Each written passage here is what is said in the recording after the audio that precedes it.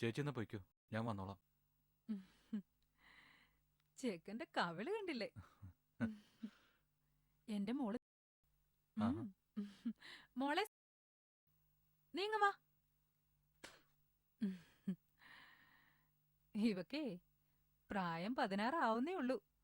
കൊച്ചു പെണ്ണാ. ഉം. ഉം, ഉം. അപ്പൊ ഞങ്ങളങ്ങോട്ട് ആ, ആ പിന്നെ ഇടയ്ക്കൊക്കെ അങ്ങോട്ട് വരണം. ശരി. സ്വന്തം വീടാണെന്ന് കരുതിയാ മതി. ഉം, ഉം. ഉം. വാ മോളെ. ഉം, ഉം. ഉം, ഉം.